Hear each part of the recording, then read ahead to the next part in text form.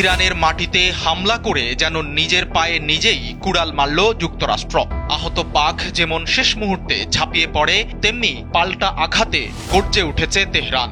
হামলার জবাবে মধ্যপ্রাচ্যে থাকা মার্কিন ঘাঁটিগুলোকে টার্গেট করেছে ইরান।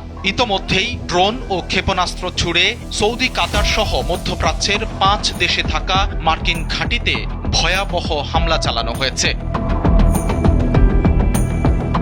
28 ফেব্রুয়ারি ভোরে ইসরায়েল ও যুক্তরাষ্ট্রের বিমান বাহিনী একযোগে ইরানে ক্ষেপণাস্ত্র হামলা চালায়। এরপরই পুরোদস্তুর খেপেছে ইরান।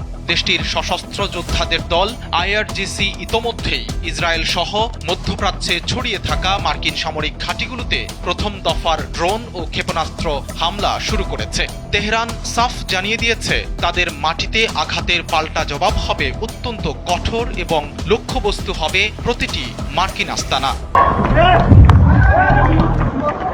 ফরাসি সংবাদ সংস্থা ও ইরানের নিজস্ব গণমাধ্যম বলছে, মধ্যপ্রাচ্যের অন্যতম বৃহৎ মার্কিন ঘাঁটি কাতারের আল উদেইদ, কুয়েতের আল সালেম, সংযুক্ত আরব আমিরাতের আল থাফরা এবং বাহরাইনে অবস্থিত মার্কিন পঞ্চম নৌবহরকে লক্ষ্য করে ইরান বৃষ্টির মতো মিসাইল ছুড়েছে। এই ঘাঁটিগুলো বছরের পর বছর ধরে ওই অঞ্চলে মার্কিন আধিপত্যের প্রতীক হিসেবে কাজ করে আসছিল, যা এখন ধ্বংসের মুখে।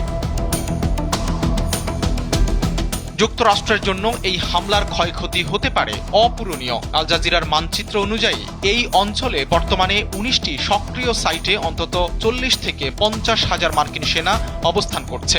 ইরানের নিখুঁত ব্যালিস্টিক ক্ষেপণাস্ত্রগুলো যদি সরাসরি ব্যারাক বা আবাসে আঘাত হানে, তবে দ্বিতীয় বিশ্বযুদ্ধের পর মার্কিন সামরিক ইতিহাসে এটিই হতে পারে সবচেয়ে বড় সৈন্য ক্ষয়ের ঘটনা। বিশেষ করে কাতার ও কুয়েতের মতো ছোট দেশগুলোতে থাকা মার্কিন জনশক্তি এখন আক্ষরিক অর্থেই ডেথ ট্র্যাপ বা মৃত্যু ফাঁদে পরিণত হয়েছে।